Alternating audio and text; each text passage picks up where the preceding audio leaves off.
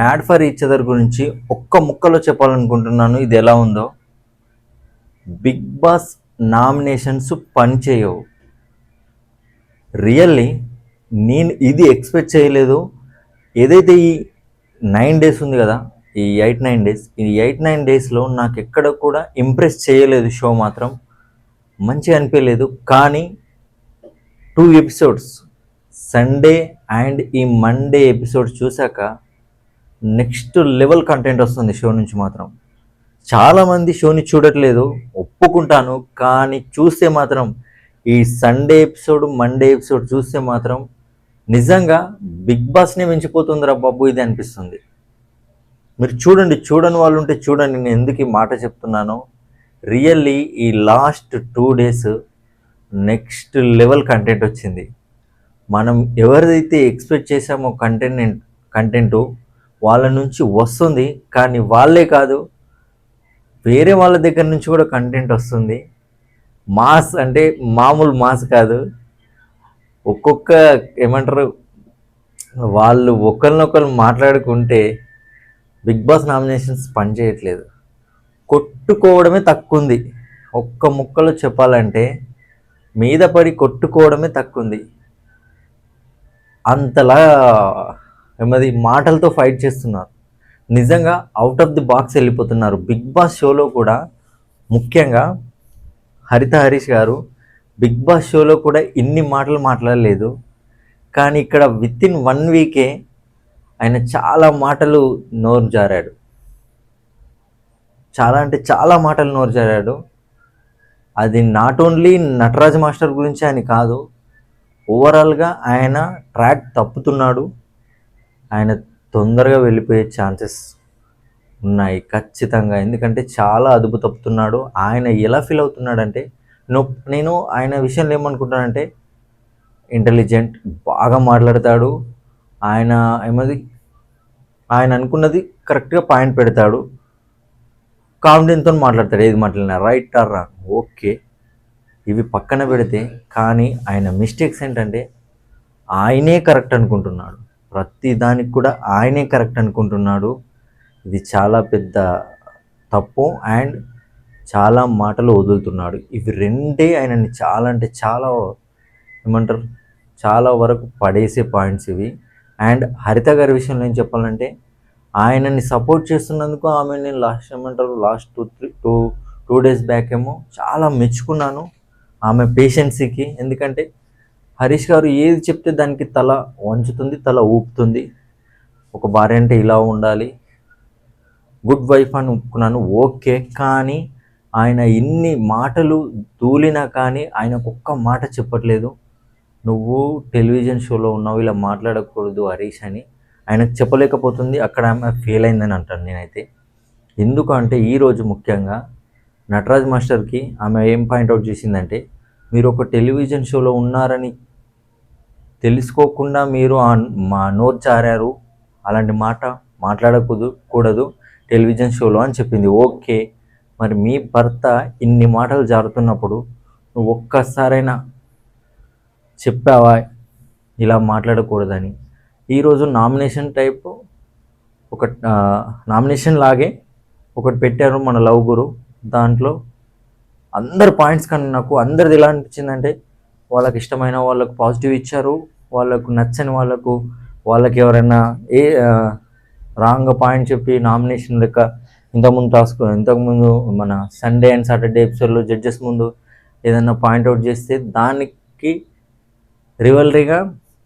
రైవలరీగా వాళ్ళు కూడా వాళ్ళకు నచ్చని వాళ్ళకు ఏదో నెగిటివ్ పాయింట్ చెప్పారు. కానీ శివ ఉన్నాడు కదా, ప్రియాంక అండ్ శివకుమార్, శివ మాత్రం మంచి పాయింట్ తీసుకొని వచ్చి హరిత గారికి ఇదే అడిగాడు, మేడం మీరు అంతా బాగుంది ఓకే, కానీ మీరు హరీష్ గారు అన్ని బూతు మాటలు మాట్లాడినా మీరు ఏమనట్లేదు అని. ఆ పాయింట్ నాకు నచ్చింది, అందరిలో వ్యాలిడ్ పాయింట్ అనిపించింది. అండ్ హరీష్ గారు ఏం బూతులు మాట్లాడాడో ఒకసారి చెప్తాను వినండి. ఈ 2 డేస్లో ఒకటి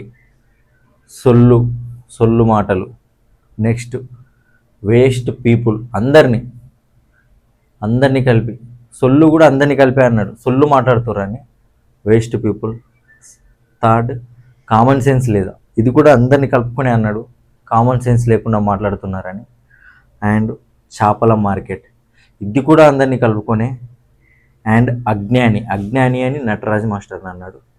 నెక్స్ట్, పోస్ట్ మార్టం చేస్తా, ఇది చాలా పెద్ద మాట. అండ్ లవ్ గురిని కూడా చెంప పగలు కొడతా.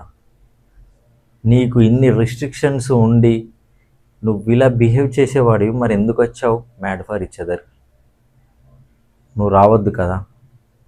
ఒక షోకి వచ్చినప్పుడు సైన్ చేసినప్పుడు వాళ్ళు ఎటువంటి యాక్టివిటీస్ పెట్టినా అది రైట్ ఆర్ రాంగ్ నువ్వు ముందుకెళ్ళాలి, అంతేగాని క్వశ్చన్ చేయకూడదు. బిగ్ బాస్ కూడా అంతే కదా, పొజిషన్స్ ఎప్పుడు ఏం చేంజ్ చేసేది తెలియదు, వాళ్ళు ఎలాంటి టాస్క్ పెట్టేది తెలియదు, అంతేకాని దాన్ని క్వశ్చన్ చేయడం రాంగు. నిన్న అనిల్ రావిపూడి గారు కూడా అదే చెప్పారు. అయినా హరీష్ గారు ఈరోజు ఎపిసోడ్లో చాలా అంటే చాలా అద్భుతపోయారు. అండ్ నెక్స్ట్, నటరాజ్ మాస్టర్ గురించి మాట్లాడుతున్నాం. మోస్ట్ కంటెంట్ ఇచ్చే వాళ్ళ గురించి లైన్లో నటరాజ్ మాస్టర్ ఈ 8 days బాగానే క్యారీ చేశారు ఆయన యాంగర్ని బయటపడకుండా. కానీ ఈరోజు మండే ఎపిసోడ్లో ఆయన కూడా అవుట్ అయ్యాడు, అవుట్ ఆఫ్ ది బాక్స్ వెళ్ళిపోయాడు, హరీష్ గారితో పీక్లోకి వెళ్ళిపోయాడు. వీళ్ళది ఎలా నడుస్తుందంటే, వీళ్ళు అదే ఒకే ఇంట్లో ఉంటున్నారు కదా, వీళ్ళకు అవతల వ్యక్తి ఏదైనా పాయింట్ అంటే దాని గురించి ఆలోచించుకుంటూ ఇంకా కోపం పెంచుకుంటున్నారు.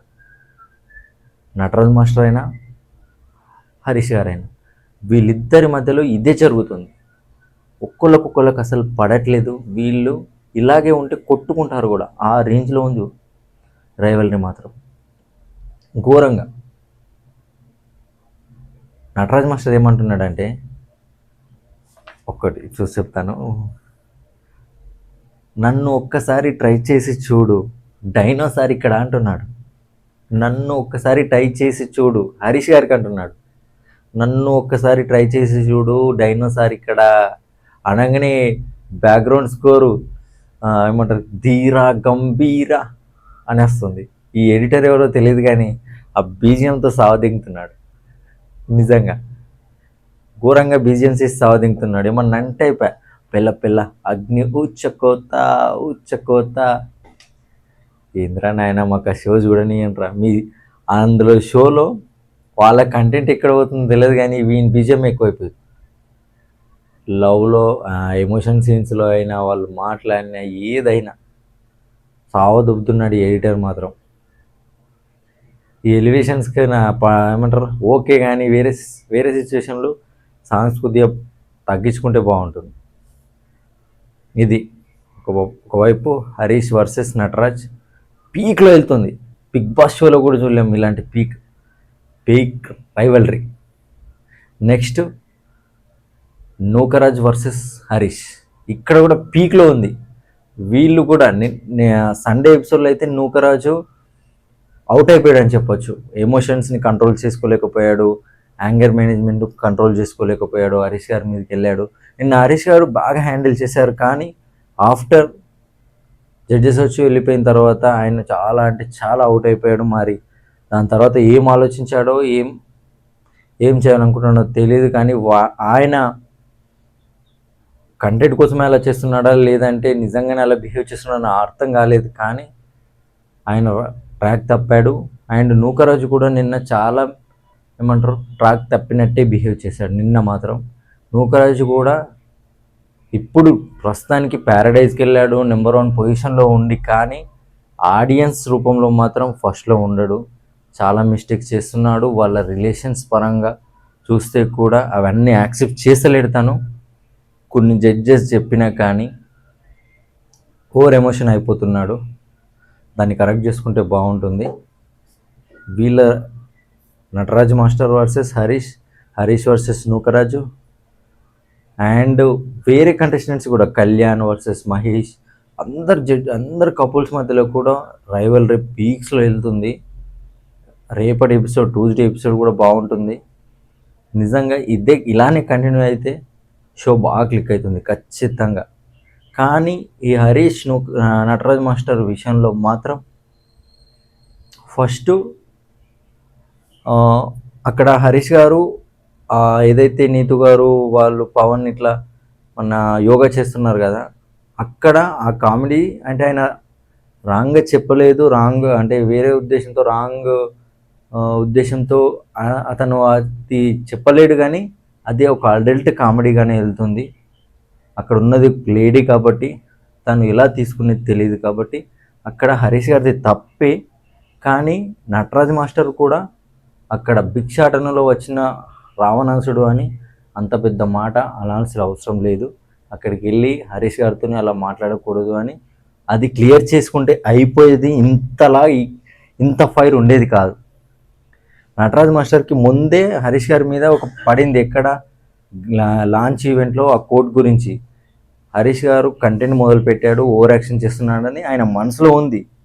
ఈ సిచ్యువేషన్ ఆయన భార్యతో జరిగేసరికి ఆయన కంట్రోల్ తప్పి ఆ మాట అన్నాడు. అక్కడనే స్టార్ట్ అయింది. ఇది ఎవరన్నా ఒకరు ఎలిమినేట్ అయితేనే దీనికి ముగింపు ఉంటుంది, కాదని వీళ్ళు ఒకే హౌస్లో ఉంటే మాత్రం వీళ్ళైతే కలవలేరు. ఈరోజు ఎపిసోడ్ చూస్తే క్లారిటీ వస్తుంది. ఇందులో నటరాజ్ గారిది తప్పు ఉంది, హరీష్ గారిది తప్పు ఉంది. కానీ హరీష్ గారు ఓవరాల్గా బాగా మిస్టేక్స్ చేస్తున్నారు, బాగా అంటే బాగా.